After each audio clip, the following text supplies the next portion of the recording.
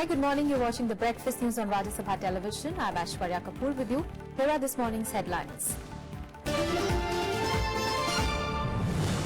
Over 70 people killed and 250 wounded in a suicide attack at a Sufi shrine in Pakistan.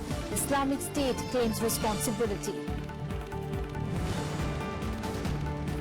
Campaigning for Phase 3 of elections in Uttar Pradesh ends today. 69 seats in 12 districts to vote on Sunday. E.K. Palaniswamy takes oath with Tamil Nadu Assembly session on Saturday for vote of confidence. Paneerselvam camp moves Election Commission against Sasikala. Jammu and Kashmir authorities ask public to stay away from encounter sites to impose prohibitory orders in a 3-kilometer radius in 3 districts. And US President Donald Trump to announce a new executive order on immigration next week. Hence, his new order will comprehensively protect the United States.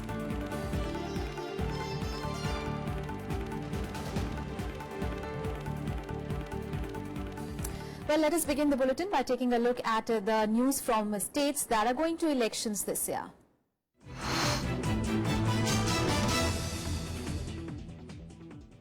Well, campaigning for the third phase of UP elections will end today at 5 p.m. Well, 69 assembly seats in 12 districts will exercise their voting right on Sunday.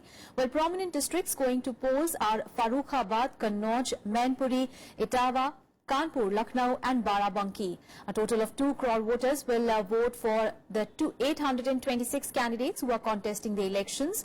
105 women candidates are contesting the elections in the third phase. Remember, in the 2012 assembly polls, the Samajwadi Party had won 55 of these 69 seats, while the BSP, BJP and the Congress secured 6, 5 and 2 seats respectively. And Priyanka Gandhi will attend her first election campaign in Rai Bareli today, where Congress Vice President Rahul Gandhi will address 2 rallies in Rai Bareli and Maharajganj. However, it is not clear whether Priyanka Gandhi will address the rallies or not. Well, assembly constituencies under Amethi and Rai Bareli go to polls in the 4th and the 5th phase of polling in the state on 23rd and 27th of February. Meanwhile, Chief Minister Akhilesh Yadav will address 7 rallies today in poll-bound Uttar Pradesh, while Akhilesh Yadav will address 2 rallies in Lucknow and 5 rallies in Barabanki.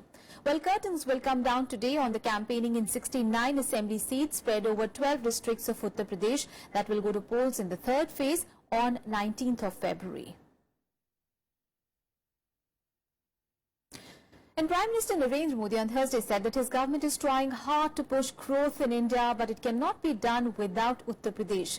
Well, Prime Minister Modi addressed a public rally in Hardoi and Barabanki ahead of the third phase of voting in the state on 19th of February.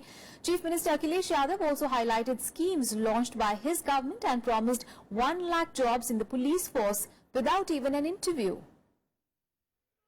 Campaigning for the third phase of UP elections scheduled for Sunday has entered its last leg. Prime Minister Narendra Modi on Thursday said he was an adopted son of Uttar Pradesh and vowed not to ditch the people of the state at a rally in Hardoi.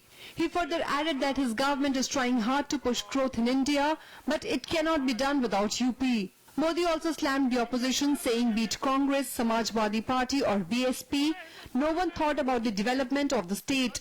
The PM also addressed an election rally in Barabanki district.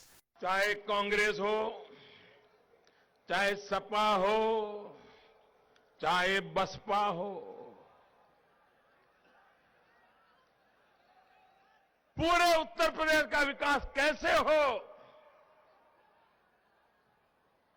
इस पर कभी सोचा नहीं गया। जो भी आया अपनी वोट बैंक संभालने में ही लगा रहा, वोट बैंक संभालने में। Chief Minister Akhilesh Yadav addressed rallies in Etawah, Mainpuri and Kannauj districts. Speaking at the rally in Mainpuri, he promised to provide 1 lakh jobs in the police if his party gets to form the government again. Akhilesh also hit out at the opposition parties. Mainpuri is a parliamentary constituency represented by Samajwadi Party founder Mulayam Singh Yadav in Lok Sabha. आने वाली पीढ़ी के लिए ऐसी सड़क है जिस तरह लोग जीटी रोड को याद रखते हैं, वैसे ये समाजवादी पार्टी की बनाई हुई सड़क अगले 200 साल, 300 साल, 400 साल तक लोग यही याद करते रहेंगे कि हाँ, समाजवादियों ने कोई सड़क बनाई है। इसलिए ये तो मैनपुरी मान लो अपना घर है। On the other hand, Congress Vice President Rahul Gandhi also held election meetings in 3 different constituencies, including Sitapur, Hardoi and Unnao. Taking a jibe at the PM's farmers' loan waiver comment, Rahul said, as PM of the country, Modi has the power to waive off the farmers' loans anyways. He also promised that the Congress will open free coaching centers for the youth in every city. Uttar Pradesh में एक नए तरीके की सरकार बनाना चाहते हैं, युवाओं की सरकार बनाना चाहते हैं, आप सबकी सरकार बनाना चाहते हैं। एक ऐसी सरकार जो आपकी बात सुनकर, आपके दिल में जो है उसको सुनकर, उसको समझकर उत्तर प्रदेश के लिए काम करे। Meanwhile, BJP President Amit Shah and Home Minister Rajnath Singh also addressed various rallies in the poll-bound state. Congress leader Ghulam Nabi Azad also held an election rallies in Barabanki and Lucknow. Azad said that the SP Congress alliance will continue for the 2019 Lok Sabha elections. Bureau Report, Rajya Sabha Television. And the Election Commission on Thursday let off Defence Minister Manohar Parrikar with a light rap for his bribery remarks during election campaigning in Goa, while asking him to be more circumspect and careful in the future. The EC also rejected Parrikar's claims that the CD carrying his remarks was tampered with and that the translation of his statement from Konkani to English was faulty. Well, the poll panel on 2nd of February issued notice to Parrikar after complaints from the Goa Forward Party and the Aam Aadmi Party, who alleged that Parrikar deliberately and intentionally instigated the public to take a bribe for voting. News from Manipur now, where the Election Commission has assured that the ongoing economic blockade crisis will not impact the upcoming elections in the state. Well, this after the poll panel reviewed the situation via video conferencing with the state's election officials. Well, 250 companies of the Central Police Forces will also be deployed during the election days. Remember, Manipur is facing an indefinite economic blockade imposed by the United Naga Council since November last year against the state's government's decision of creating 7 new districts in the state. The blockade on the 2 main highways in the landlocked state has severely hit essential commodities ahead of the polls. Remember, voting for the 60-member seat are scheduled on 4th and 8th of March. And scrutiny of nominations for the 7th phase of UP elections and the 2nd phase of Manipur elections are scheduled for 8th of March will begin today. While filing of nominations for the 2 phases in both states ended on Thursday, and tomorrow is the last day for the withdrawal of the nominations.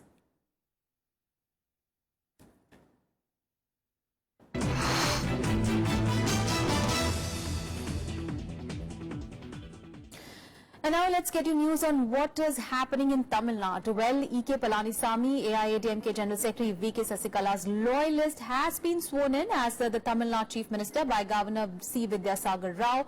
Well, the Tamil Nadu Assembly session has been called on Saturday at 11 a.m., where he will take a vote of confidence to prove majority. On the other hand, the Paneerselvam camp has moved the Election Commission, challenging the election of V.K. Sasikala as the General Secretary of the party. Edappadi K Palaniswami என்னும் நான் K Palaniswami என்னும் நான் Ending the 10-day political uncertainty in Tamil Nadu, Edappadi K. Palaniswamy was sworn in as a Chief Minister by Governor Vidyasagar Rao at a ceremony at the Raj Bhavan. He heads a 31-member cabinet and is a third person to occupy the top post in the state in the last 9 months. Palaniswamy will seek a vote of confidence on February 18. Speaker P. Dhanapal has convened the session of the Tamil Nadu Assembly at 11 a.m. on Saturday for the trust vote. The governor will call the person who, as an outcome of the protest, establishes on the floor of the House that he has majority to form the government, and he has swearing him or her as Chief Minister. Palaniswamy had submitted to the governor a list of 124 MLAs supporting him. Tamil Nadu has a 234-member legislative assembly. இன்று தமிழகத்தினுடைய முதல்வராக பதவியேற்று மாண்புமிகு அம்மா அவர்களுடைய நல்லாட்சியை தொடர்கிறார். எனவே அகில இந்திய அண்ணா திராவிட முன்னேற்ற கழகத்தை யாராலும் எந்த சக்தியாலும் அழிக்க முடியாது. Immediately after his swearing in, he paid homage at Jayalalitha's memorial on Marina Beach. He has exuded confidence he would win the trust vote in due time. The Pannirselvam camp, however, is not giving up. He, along with his loyalists, visited Jaya's memorial and pledged to continue their fight against Shashikala, claiming the government is anti-people. Mr. Pannirselvam today made a strong commitment to bring back the golden rule of Amma. We believe that the government which has been installed has no legitimacy whatsoever, and we will strive to get back Amma's rule of glory. When asked about day after tomorrow's oath of affirmation, all that Mr. Gopi has said was that people should vote with their conscience now that they are getting liberated from the illegal confines, and once they vote with their conscience, Amma's soul will operate through their conscience and get right decision in the assembly. Palaniswamy's elevation brings to an end the weeks-long drama that saw the party General Secretary Shashikala being jailed in Bengaluru on Wednesday. Shashikala, whose bid to become Chief Minister ended with the Supreme Court verdict, will serve 4 years for corruption. The biggest roadblock in formation of a stable government in Tamil Nadu is Bharatiya Janata Party and Modi government. Why is it that Modi ji continues to destabilize elected government in the state? Is this the federal cooperation he used to speak about, where center will be a bully and office of governor will be used as a puppet? It's time to uphold the constitution and the law, Mr. Governor and Shri Narendra Modi. जो कानून है वो अपना काम कर रहा है और जो कॉन्स्टिट्यूशनल सिस्टम है और जो कॉन्स्टिट्यूशनल प्रोविजन है उसके तहत जो है वो राजभवन और राज्यपाल जी काम कर रहे हैं, इसलिए उसका इंतजार करना चाहिए और जो भी करेक्ट कॉन्स्टिट्यूशनल सिस्टम है और जो संवैधानिक व्यवस्था है उसके तहत ही वहां पर होगा. Before going to jail, Shashikala not only chose Palaniswamy to be the chief minister but also re-inducted 2 nephews, including TTV Dinakaran as the AIADMK's deputy general secretary. Dinakaran was expelled in 2011 by the late J. Jayalalitha from the party. Bureau Report, Rajya Sabha TV.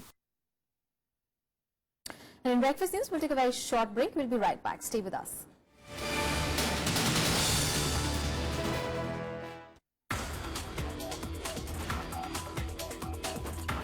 This year, we have declared this campus as a net energy positive campus. In this campus, we have triple effect vapor absorber machine. This is one of the highest efficient cooling systems we have. Target by 2022 is 100 gigawatt. If we achieve that, India will become a leader in green energy and it will give the lesson to entire world. Watch Eureka with S.K. Singh, Director General, National Institute of Solar Energy, Gurugram, only on Rajya Sabha Television.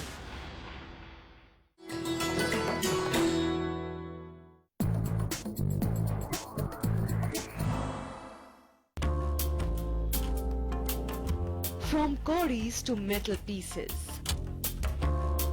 Indian currency has seen many changes. The earliest punch-marked coins came from Gandhar. The East India Company at the turn of the 19th century also minted its own coins. The Indo-Greek coins come from a colony left behind by Alexander. They depict the golden rule of the Guptas, with embossed human portraits and matrimonial alliances like Chandragupta Maurya's wedding with Seleucus I Nicetas' daughter.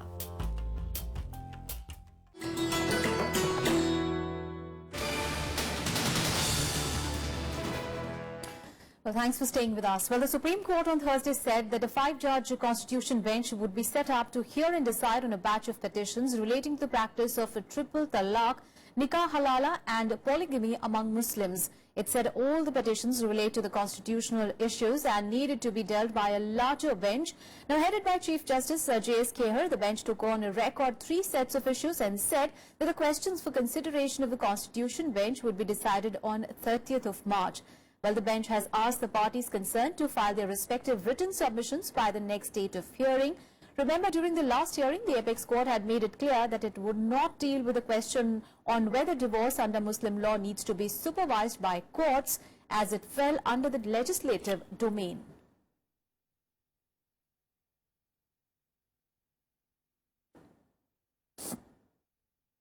देखिए, मुझे ये pending proceeding पर कुछ नहीं कहना है। जहां तक भारत सरकार का सवाल है, भारत सरकार से सुप्रीम कोर्ट ने जवाब मांगा था और हमने जवाब में स्पष्ट कर दिया है कि 3 तलाक का विषय जो आज है वो असंवैधानिक है। भारत की महिलाओं को, किसी भी समाज के, उनको संविधान का संरक्षण है। हम आस्था का सम्मान करते हैं, लेकिन हर कुप्रथा आस्था का अंग नहीं हो सकती। A big story coming in from Jammu and Kashmir, where the state government on Thursday asked the public to stay away from encounter sites. While the government has decided to impose prohibitory orders in the radius of 3 kilometers from places of encounters between security forces and militants in 3 districts. Well, the decision came a day after Army Chief General Bipin Rawat warned harsh action to people who come to the rescue of militants during counter-insurgency operations. He also said that civilians who indulge in stone pelting during such operations would be treated as anti-national and dealt with accordingly. Well, the restrictions, however, shall not apply to the movement of ambulances, medical and paramedical staff, as well as government employees. Well, the advisory comes in the wake of the Bandipora incident on Tuesday, where militants alerted by stone pelters hurled grenades at advancing security officers, leaving 3 jawans dead. And the Ministry of External Affairs has once again reiterated that Jamaat-ud-Dawa chief Hafiz Saeed is an internationally proscribed terrorist and needed to be brought to justice soon. Well, Hafiz Saeed is the main accused in the 2008 Mumbai terror attacks, in which 166 people lost their lives. Well, earlier this month, Pakistan's Interior Ministry had included the names of Hafiz Saeed and 37 other JOD affiliates in the exit control list, prohibiting them from leaving Pakistan. Well, the move comes days after Pakistani authorities placed Saeed under house arrest along with 4 others. Our view on Hafiz Saeed is very well known. He is an internationally proscribed terrorist who has engaged in numerous acts of terrorism directed not just at India but also at India's neighbors. And we believe that he needs to be brought to justice as soon as possible. And big story coming in from Pakistan, where more than 70 people are dead and scores have been injured as a bomber blew himself up in a Sufi shrine in Sindh province in the south of the country. Well, Pakistan Prime Minister Nawaz Sharif has vowed to fight the militants responsible for the attack, which has been claimed by the Islamic State group. Well, the United States, EU and the United Nations also condemned the strike. Well, hours after the attack, Pakistan-Afghanistan border was closed until further orders. मैंने यहाँ पे देखा कि क़यामत सुगरा जैसा मंजर था। यहाँ पे दरगाह लाल शहबाज कलंदर के अंदर अहाते में यहाँ जो सहन है पूरा, यहाँ पे हजारों की तादाद में ज़ायरीन थे, रो रहे थे। क़यामत सुगरा जैसा मंजर था, कोई किसी को उठाने वाला नहीं था। Survivors of the attack recount the horror as a powerful bomb ripped through a packed Sufi Lal Shahbaz Kalandar shrine in the town of Sehwan in Sindh province on Thursday night. The attack has been claimed by the Islamic State group. The attacker first threw a grenade which failed to explode, then he blew himself up among the devotees. The casualties are high as the shrine was crowded, as Thursday is considered a sacred day to pray at the shrine. Enter होने के फौरन बाद एक भयानक सी आवाज़ आई। तब तो कोई ख्याल नहीं था कि कोई बम ब्लास्ट है, तब तो कोई ख्याल नहीं था कि बम ब्लास्ट है, लेकिन ये अचानक ख्याल आया कि आज हम मर गए। ऐसे लग रहा था जैसे कि कोई क़यामत का मंजर हो। जैसे भी बाहर निकला तो उसी टाइम मुझे कोई पता नहीं था, बेहोश हो गया। The authorities immediately launched massive rescue and relief operations. Since the shrine is located in a remote area, ambulances and medical teams were sent from far-flung city areas to take care of the injured and move the bodies. Late at night, Pakistan Army night flying helicopters were also put into service. Pakistan Prime Minister Nawaz Sharif condemned the attack, saying, "The past few days have been hard and my heart is with the victims. But we can't let these events divide us or scare us. We must stand united in this struggle for the Pakistani identity and universal humanity." This is the 8th terror attack in Pakistan in last 5 days and comes amid reports of the reunification of some powerful factions of the Pakistani Taliban.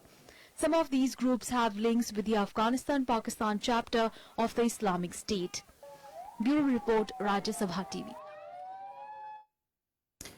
And in Nagaland, the ruling Naga People's Front President Serozi Le has been unanimously elected as the legislature party leader. Well, he has been asked by the party legislators to take over from Chief Minister T.R. Zeliang. Well, addressing a press conference in Kohima last evening, the State Parliamentary Affairs Minister said that majority of the NPF legislator elected Serozi Le to break the deadlock between the agitating groups and the government. He said that Serozi Le has rather accepted the offer to restore normalcy and prevent the imposition of president's rule in the state. Well, the minister also said that a meeting will be held today with Zeliang once he returns from the national capital. Well, the Chief Minister and Nagaland Governor P.B. Acharya are in the national capital to apprise the centre about the prevailing situation in the state. Remember, Nagaland has been in turmoil since the government there decided to hold local body elections in 12 towns across the state. Well, the elections were later declared null and void. Now, 3 persons were killed and many injured following clashes between police and public who were opposing the civic polls.